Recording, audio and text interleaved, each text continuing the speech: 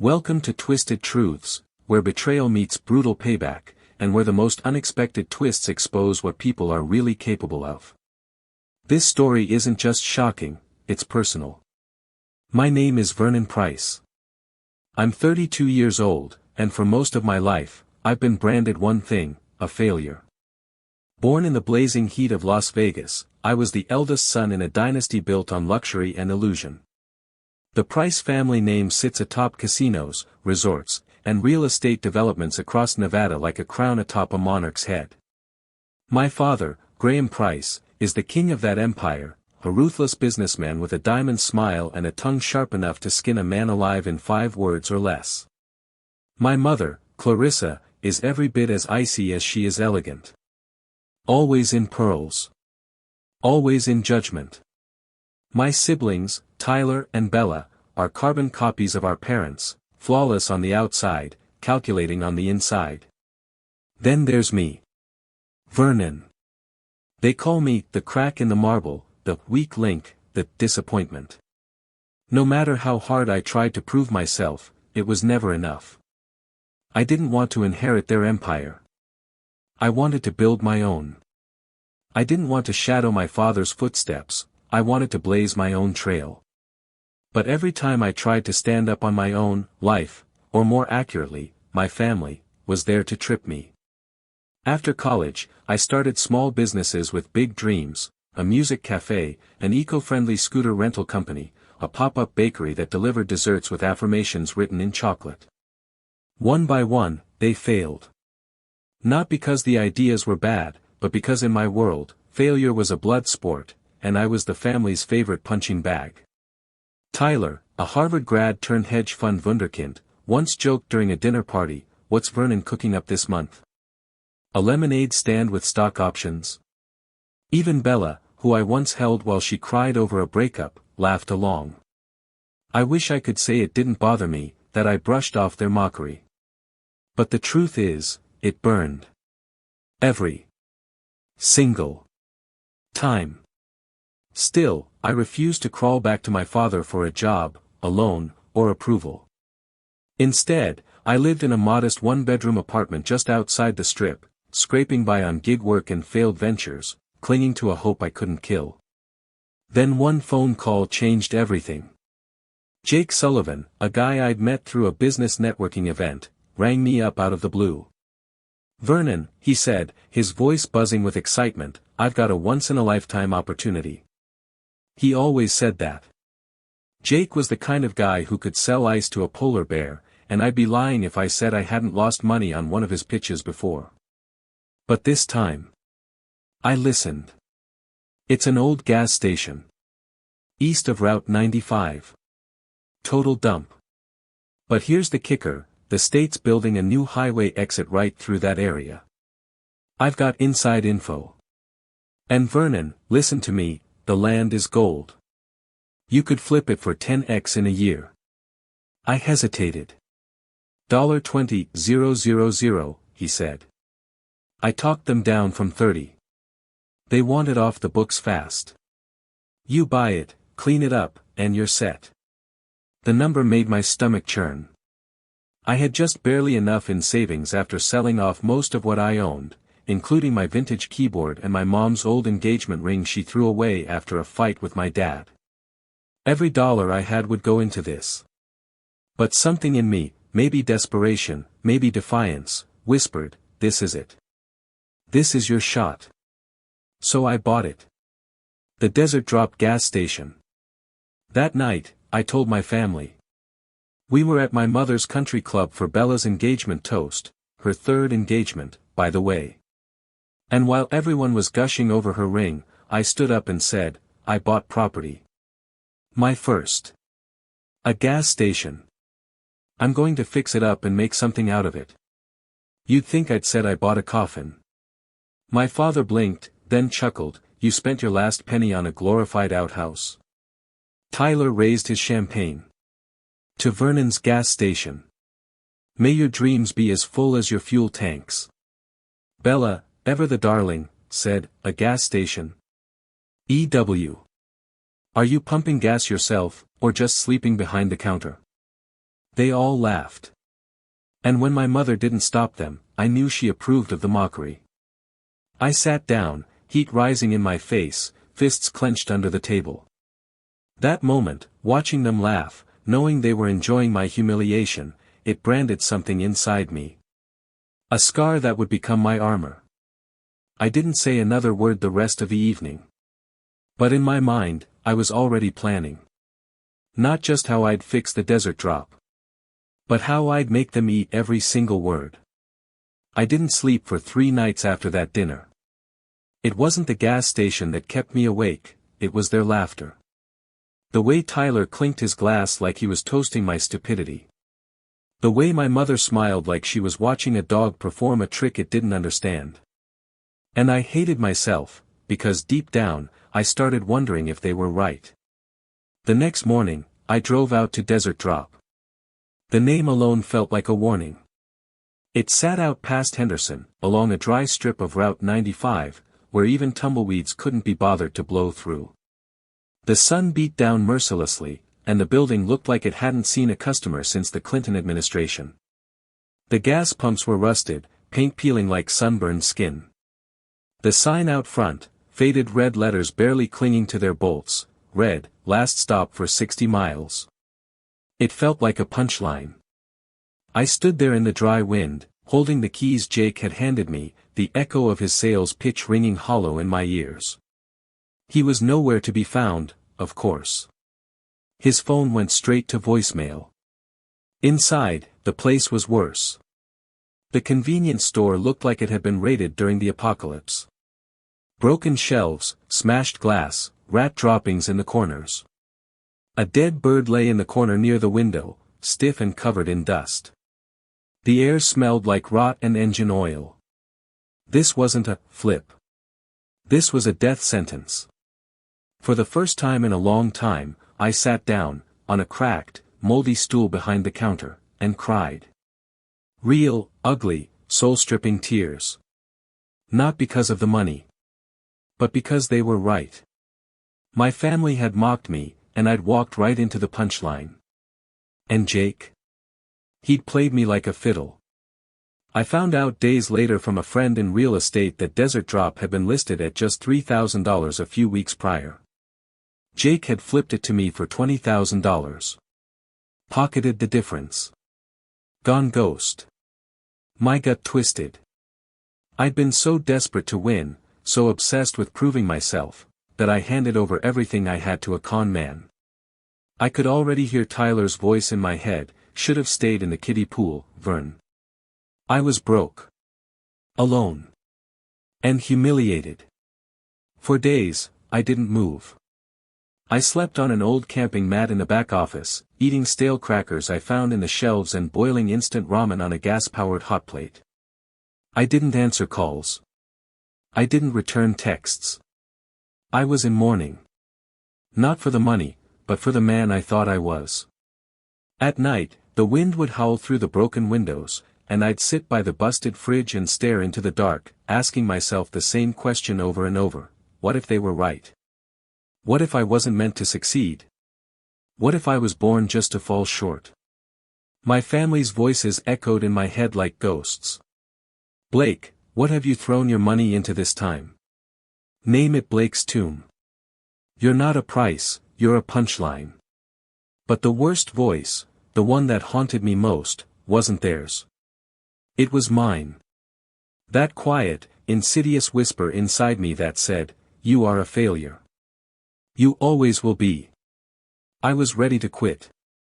Ready to sell Desert Drop for scrap, move back into a shared studio apartment, maybe even take a job at one of my father's casinos just to stay alive.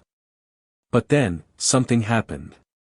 Something that flipped the entire story on its head. And it started with a leaking pipe. It was a pipe. A stupid, stubborn, leaking pipe under the convenience store. That damn pipe was ruining the back wall, slowly warping the floorboards with every slow drip. I tried sealing it with tape, then with caulk, but the water kept seeping in.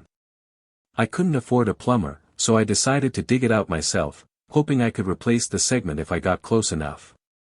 I didn't know then that digging that pipe would dig up something else. I started prying up the warped floorboards with a crowbar. The wood split with an angry crack, brittle from years of rot and heat. Underneath, I expected more dirt, maybe some rusted piping, but what I found made me freeze. There was a trapdoor. Old, wooden, with rusted hinges and a leather strap for a handle. I blinked. A hidden room? No one ever mentioned a basement in the building plans Jake gave me. But here it was, a secret buried beneath the dirt and rot and failure. I pulled open the hatch, coughing as a cloud of dust and stale air rose from below.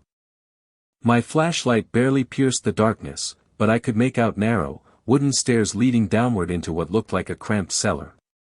Heart pounding, I climbed down slowly, my boots creaking on each step.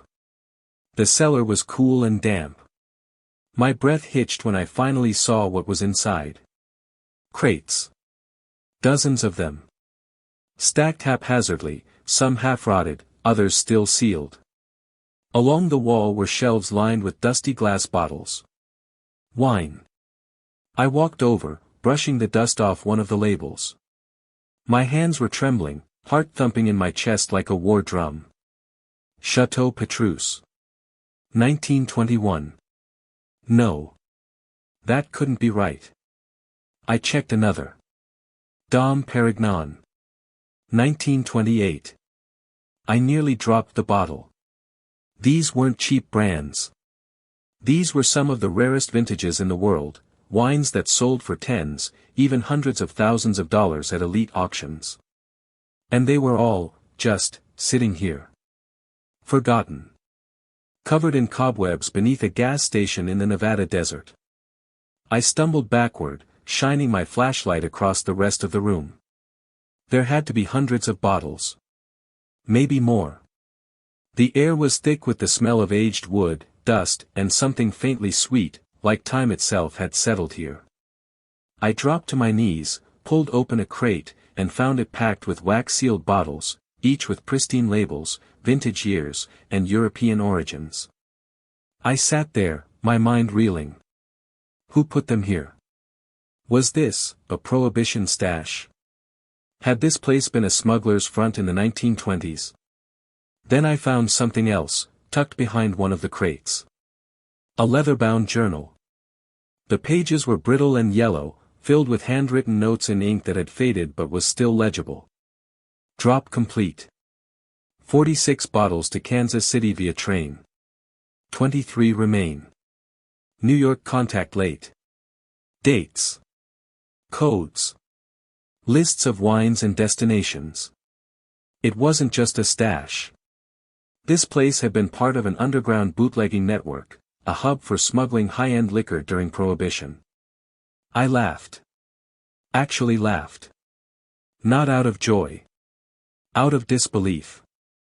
The universe had buried a gold mine under my feet. Under the same cracked, worthless floor everyone had mocked me for investing in. I looked down at the bottles. Each one a potential fortune. Each one a slap across my father's smirk, my brother's arrogance, my sister's laughter. But I knew better than to celebrate yet. I needed proof. I needed help.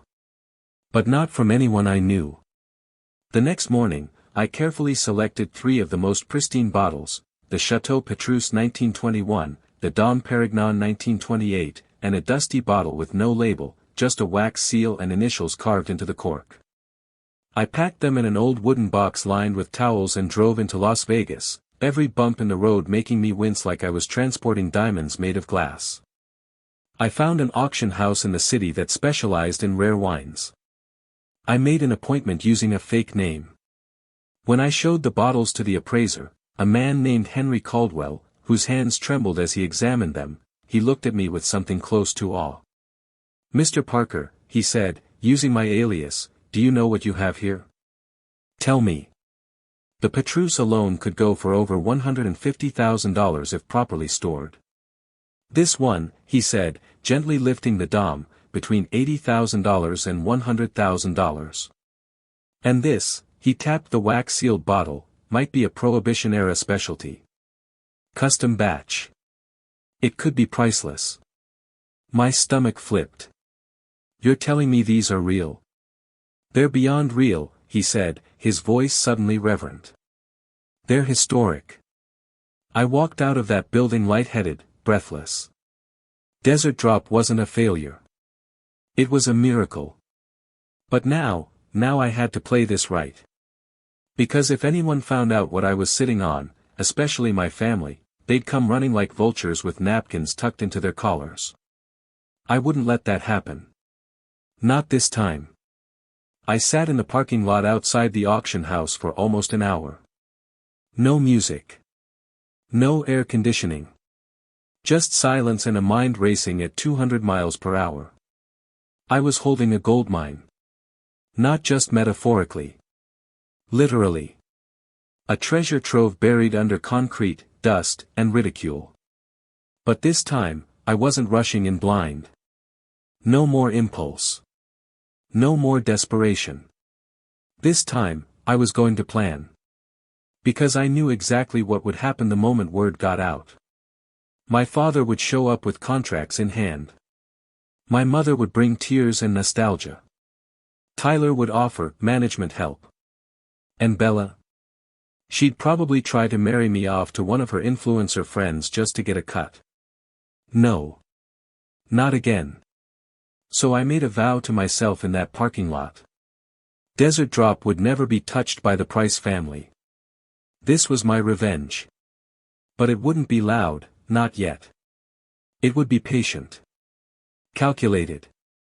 And when it landed, it would leave their empire shaking. Step 1, Secrecy. The first thing I did was secure the cellar. I bought high-grade locks, installed motion-activated cameras, and paid out of pocket for a local veteran to stand guard at night. He didn't ask questions. I liked that. I converted the old back office into a private storage room and wine cataloging space. I began carefully documenting every bottle, label, condition, year. I numbered the crates. I even created a spreadsheet titled, Failure Inventory. Because every time I looked at those bottles, I remembered their laughter. I started sleeping at Desert Drop full-time. I lived off granola bars and canned chili for 2 weeks just so I could afford a small climate control unit to keep the cellar stable. Step 2, Verification. I contacted Henry Caldwell again, this time under my real name. I told him the truth, that I had hundreds of bottles, not just a few. I explained I didn't want media attention. I wanted controlled, private auctions. Discretion was non-negotiable. Henry was stunned, but professional. We began slowly appraising bottle after bottle over the course of 3 weeks. Every time he uncorked one, his face lit up like he'd found the Holy Grail. "These are immaculate," he said once. "You're sitting on a collection worth tens of millions, Vernon. Possibly more." I didn't react. Not outwardly. But inside, I was screaming. Step 3, the trial run. We planned a private auction, 10 bottles only. Enough to raise capital, test interest, and remain under the radar. Henry arranged it through his network of collectors, people with last names that only appeared in billionaires' lists and old European newspapers. I stood at the back of the room in a suit I'd rented for the night, watching with my hands clenched behind me as the bidding began. The 1921 Petrus sold for $185,000. The Dom Perignon 1928 went for $95,000. By the end of the night, the total stood at just over $1.2 million. I couldn't feel my legs. It was real. This was happening. Step 4, Rebirth. I paid off my debts. Bought new equipment. Restored the gas pumps and storefront. But I wasn't turning Desert Drop into a gas station again. No. I was turning it into a destination. I hired a designer, someone Bella once turned down for being too rustic, and had them reimagine the space. Desert Drop became a boutique wine stop, equal parts modern tasting room, desert museum, and speakeasy. We called it, The Vault. On the outside, it still looked like a rugged gas station. Inside, it was luxury. A bar with original Prohibition furniture. Wine flights featuring replicas of the labels I'd unearthed. A private cellar tour for select visitors, with only hints at the historical stash found beneath. I launched a website. A whisper campaign. Word spread like wildfire. Tourists came. Collectors came. And then, the reporters came. I watched from my office window the day the first article hit. Man discovers $30 million wine cellar under abandoned gas station. The article didn't mention my last name. Just, Vernon P., entrepreneur. Former, failed, businessman. Owner of the vault. But my family? They knew. That night, my phone rang. First, it was Bella. Then Tyler. Then, my mother. I didn't answer any of them. Instead, I took a bottle of 1928 Rose down to the cellar and drank it slowly. I toasted each call as it buzzed. Because now I wasn't just the failure. I was the storm coming to shake the price empire. And I hadn't even started yet. By the time my father called, I was ready. I knew that voice better than I knew my own. Calm. Calculated. Cold like polished marble. Vernon, he said, pausing just long enough to let me know it pained him to say my name. I think it's time we talk. I was in my office at the vault when he called, seated behind a walnut desk I'd built from reclaimed lumber, staring out the window as the desert sun bathed the cracked earth in gold. My new world. I let the silence stretch. I read the article, he continued, voice clipped. You've built something. It's impressive. I nearly laughed. Impressive? This man once told me a high GPA and good effort were for losers. Now he wanted to play diplomat. I didn't take the bait. What do you want, Dad? A pause. I think there's potential here. We've had discussions at the board. If you're open to it, Shepherd Properties could bring the vault under our umbrella. Expand it. Fund you. Give you infrastructure. There it was. He didn't see me. He saw an acquisition. I let him finish. Let him outline joint marketing strategy, franchise opportunities, and the words he never said aloud but laced through every sentence. Control. Ownership. Obedience. When he finally stopped talking, I said 5 words. I'm not selling. Ever. He went quiet. I imagined his jaw clenching. His temple pulsing. You're making a mistake, he said. No, I made a mistake trying to impress you, I replied. Now I'm done chasing your approval. And I'm done being your son only when it benefits your image. I hung up. I expected the fallout. But I didn't expect how fast it came. The smear campaign. 3 days later, whispers started spreading. That I'd lied about the wine stash. That the bottles were fakes. That the vault was a marketing scam. Blog posts. Anonymous reviews.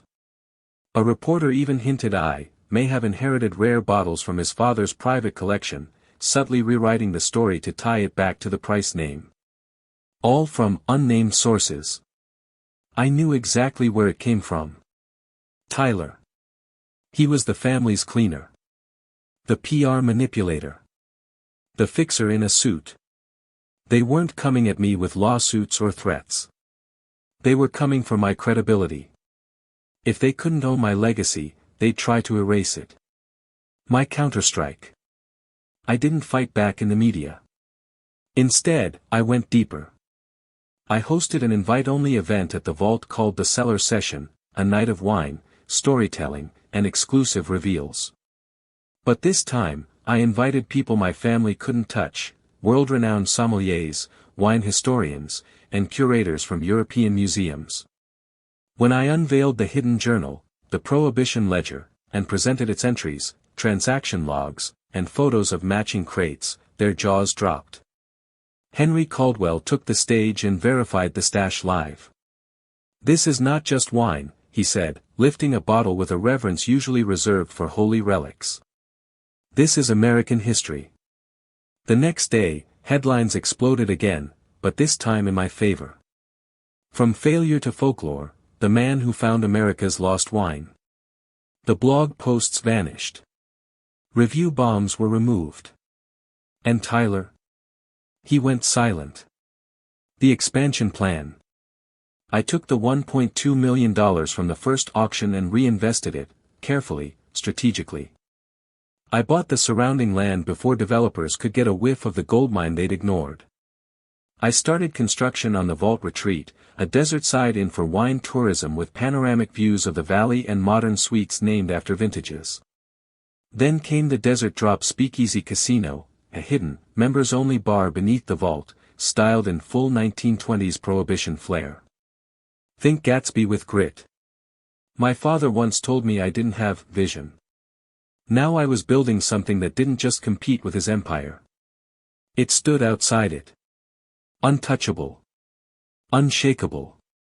The final blow came when I was asked to speak at the Nevada Business Legends Gala, an event my father had sponsored for decades. Every year, he was the closing speaker. This year, they invited me.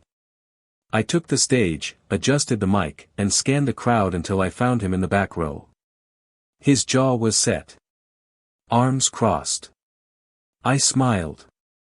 "People used to tell me I was a disappointment," I began. "They were wrong.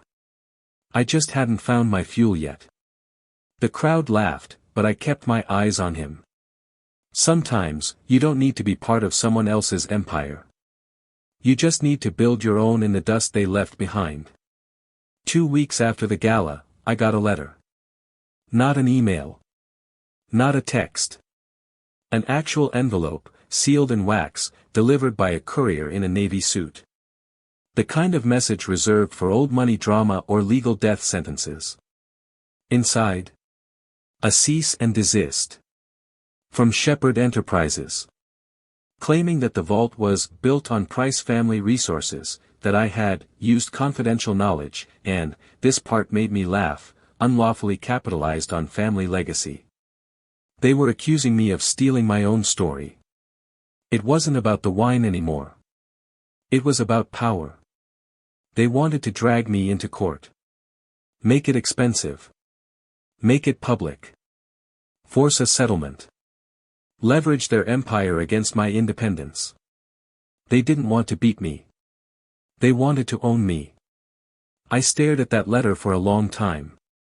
And then I made a phone call. Not to a lawyer. To a man named Carla Martinez, CEO of Nevada Horizons, my father's most bitter corporate rival. She picked up after the first ring. "Vernon. I've been watching. Then you know I'm ready." The power move. Carla and I met at her penthouse suite 3 days later. She was sharp, precise, and lethal in heels. She ran half the casinos on the Strip and had been trying to push Shepherd Enterprises out of the market for years. "I'm not asking you to buy me," I said. "I'm asking you to bet on me." I laid out my expansion plans. The new Vault Retreat. The Desert Drop Speakeasy. And then, I played my final card. The highway. Remember Jake's original pitch? Turns out, that wasn't a lie. Nevada's new highway extension, Route 95B, was breaking ground a mile from my land. And the vault would be its closest attraction for 50 miles in either direction. It would become the gateway stop between Las Vegas and the California border. Carla's eyes widened. "You control that stretch. Already bought the land." Quietly. Before anyone noticed. She leaned back, steepled her fingers. "I'll give you 20 million. Joint venture. You stay in control, we bring infrastructure and luxury branding." I smiled. I accept. The reversal. By the time Shepherd Enterprises filed their lawsuit, I was already partnered with their biggest rival. Carla brought her legal hounds to the table. And we didn't settle. We countered. Filed slander. Defamation. Retaliation for trying to sabotage a competitor. Within weeks, my father's legal team was pulling out quietly, trying to minimize the PR fallout. They'd underestimated me again. They thought I'd crumble under pressure. But they didn't realize I'd turn pressure into a foundation. The private confrontation. It happened late one evening. I was alone at the vault, walking the cellar with a clipboard, checking humidity levels and light exposure. The old bottles, lined like sentinels of history, glistened under dim lights. Then I heard the door. Footsteps. And then, his voice. "You really did it." I turned. My father stood at the top of the cellar steps, flanked by shadows. He looked smaller than I remembered. Older. "I didn't come to fight," he said. "I came to understand." I walked past him, toward the main hall, not looking back. "You don't get to understand it now," I said. "You only get to watch." He didn't follow. He just stood there, in the mouth of the cellar I had dug out of my own pain, pride, and perseverance. I didn't offer him a glass. Didn't offer him a tour. He'd missed his chance to be part of the story. And now? The story was bigger than any of them. The vault was packed. Every seat in the tasting lounge filled. Tour buses now lined the dirt road that once echoed with nothing but wind and self-doubt. A chandelier imported from Tuscany hung above the main bar. Guests posed for photos in front of a sign I had carved myself. From dust to legend. It was the one-year anniversary of the vault. A reporter from Forbes asked to do a feature on the entrepreneur who turned mockery into millions. And I agreed, but only under one condition. That they include everything. The failed ventures. The laughter from my siblings. The dinner table insults. The betrayal by Jake. The part where I cried alone in the dark under a broken pipe. Because that's the real story. That's the twisted truth. You don't get the wine without the cellar. You don't get the vault without the wreck. The family's last play. A week later, I got a letter from my mother. Not legal. Personal. Handwritten. She asked if we could sit down, just the two of us. Said she was sorry. Said she was proud. I read it 3 times. Then I tore it up. Not out of spite, but out of clarity. They weren't my villains anymore. They were just part of the path. And I no longer needed their validation. Building the future. With Nevada Horizons Partnership, I began work on Vault Village, a boutique desert resort with eco-suites, vineyards, and an underground museum dedicated to Prohibition and American bootlegging history. Every inch of it would sit on land that once echoed with failure. Tourists would arrive. Drink vintage wine. Take tours. Hear my story. Not the one my father told. Mine. And I started hiring, too, locals, ex-cons, veterans, people overlooked and underestimated, just like me. Because I knew what it meant to be discarded. And I knew how much power lived inside people like that, just waiting for someone to believe in them.